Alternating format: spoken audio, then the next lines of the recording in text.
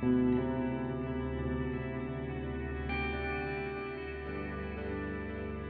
Kong is an international financial center because of its low tax and no limitation about the free trade sort of character, and with that naturally will inherent a higher risk of being used as a money laundering place, and lesser control in the capital and all that that will generate more risk.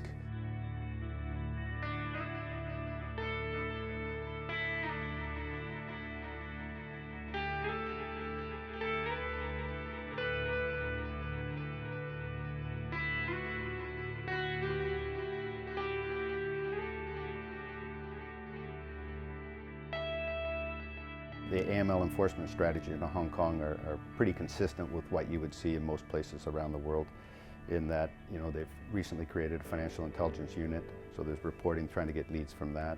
But the reality is, whether it be Hong Kong or elsewhere in the world, we typically don't catch smart money launderers. We typically don't catch smart criminals. We get lucky, or we get informants, or somebody tips us off, and then that investigation begins. We are best positioned as a consultant to help the institution to understand what's the latest needs in the regulatory requirement, as well as as I would call it, like a good bridge between the banking institution and the regulators, to understand the regulatory requirement and to translate those, I would say, the regulations into real form of practical and executable ways of processes or systems that can be actually implemented into their the daily control program.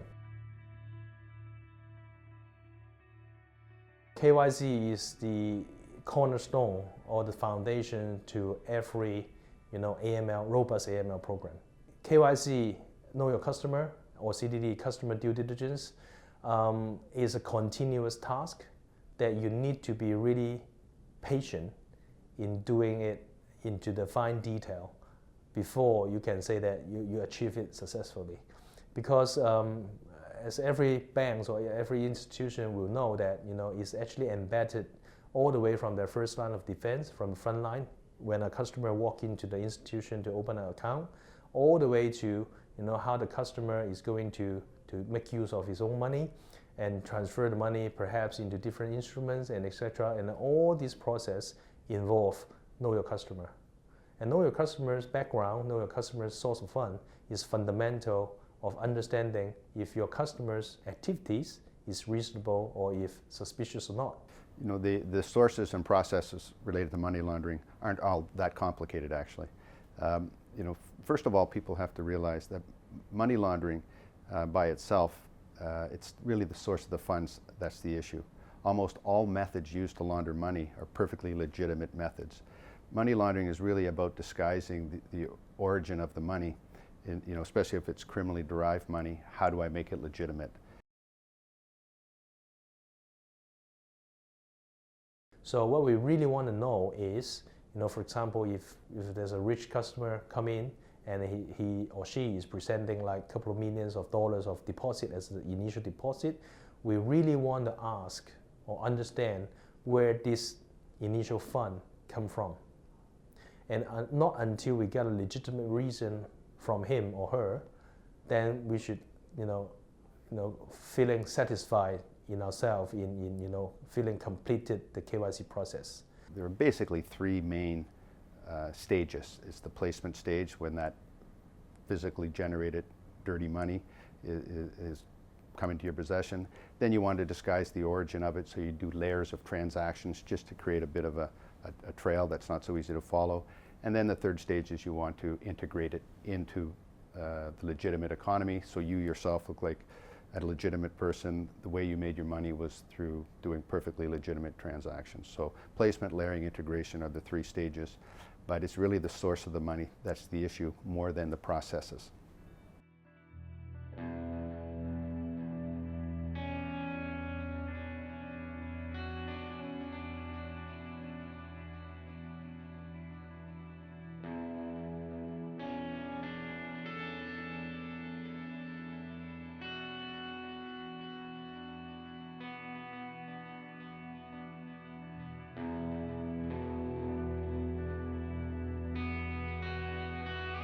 Modern slavery is one of the largest crimes that is just not being recognized in the world at the moment. Recently, the Global Slavery Index has said that 45.8 million men, women, boys and girls are in forced labor situations around the world. And the ILO have said 150 billion US dollars is generated as profits from their work. But the FATF actually produced a paper in 2011 which actually specified the money laundering risks from human trafficking. And so banks are already on notice that there is a money laundering risk from human trafficking. But unfortunately, many banks in the list of priorities do not place it up in the top 10. And that's what we'd really like to see change. One way to effectively go after organized crime is to go after the proceeds of crime. Now, most governments and most law enforcement agencies now spend a lot of effort to go after the proceeds of crime. And again, this is where we feel banks can play a key role in fighting slavery by going after the proceeds from forced labor, human trafficking.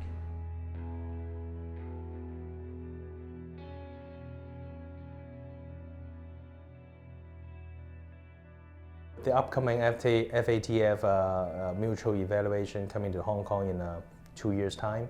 I think the whole industry, including the regulators as well as the regulated, they are all kind of expecting a more stringent, I would say, the regulatory requirement or regulatory expectation from the regulator. The FATF, puts out a lot of good guidelines. It puts out a lot of things of what people should be doing, but not everybody adheres to all the guidelines. And the FATF provides a very rules-based, risk-based approach to AML, but different cultures, different jurisdictions have different proclivities as to how people do business, how it's conducted.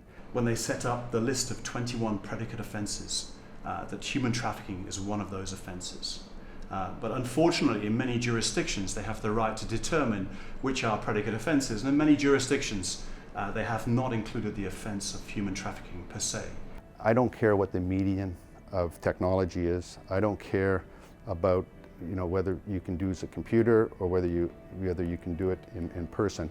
I'm looking for different elements that deal with the motivations of crime, the elements of crime. And I think in this whole big rush to embrace AML compliance, we've lost sight of the fundamentals of crime. We have poured billions of dollars. We have burdened banks and financial institutions with a complexity of rules and regulations. We've made the industry hire tens of thousands of people for this whole AML compliance regime. I only have one question: has it been successful?